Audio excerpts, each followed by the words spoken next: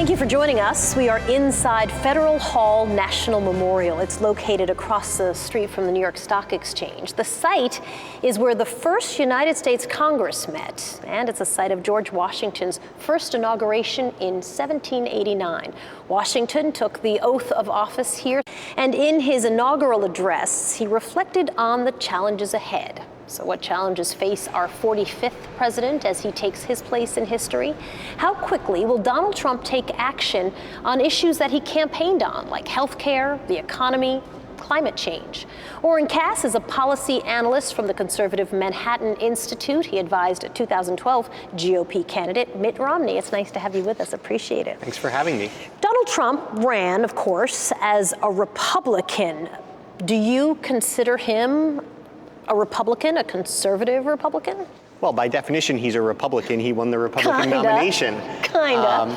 Well, I think it's important to remember that parties are coalitions of interests, and the Republican Party doesn't have to be conservative. It wasn't always conservative. Maybe it won't always be. So he is a Republican. I don't think you'd call him a conservative, though. Where do you see potential rifts with the conservative part of the Republican Party, which you represent, and what Trump supporters represent?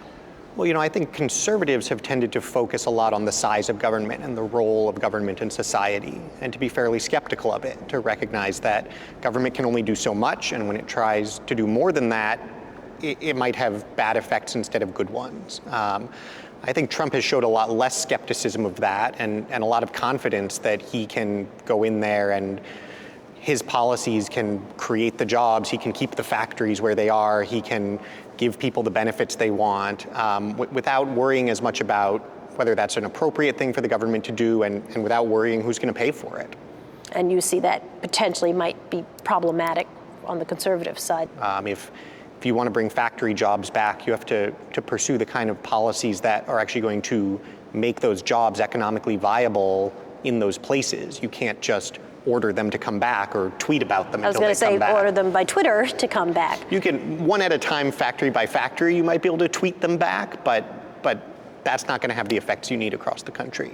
Let's talk about some of the folks that Donald Trump has really been tapped to represent his interests. So Scott Pruitt is Trump's pick for the EPA, and on Wednesday was being grilled by senators in hearings. And he said this, he said, "I do not believe that climate change is a hoax." I think what General Pruitt said was exactly the right thing to say, which is that it's not a hoax. The science behind much of it is well established, but also to recognize that that's not the same thing as saying President Obama's policies make any sense, and that we have to actually put policies in place that are going to benefit the American people at the end of the day. And so what advice would you give around those policies for, let's say, the EPA? Well, I think the most important thing is to understand what the benefits we think we're getting are and what the costs we're willing to pay are. And we have very serious economic challenges. So I would say we need to let that pendulum swing back a little. We need to keep the environmental gains we've made, but recognize that our next big priority now shouldn't be even more environmental rules. It should be making sure that we can actually get some of the industrial activity going again. You have talked about the toxic aura, I think that's a quote, of Trump. And I mean, we could knock through a long list of those toxic things. We probably have different lists, but they're probably both fairly long. Do you worry that Trump becomes Republicans? I mean, is that a concern of yours? What's going to be very interesting over the next few years is to see to what extent thoughtful Republicans can say, you know what, we agree with President Trump on health care, on tax reform, and we're going to work with him on those things. But we also disagree with him on how we talk about women and minorities and how those communities are feeling in this country right now.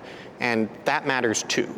And it should be possible to do both, but in Washington, it's awfully difficult to juggle that, and I don't know that they'll have very much success. It'll be interesting to watch. Oren Cass, nice to have you. Thanks for talking with me. Thank you. Appreciate it, you bet.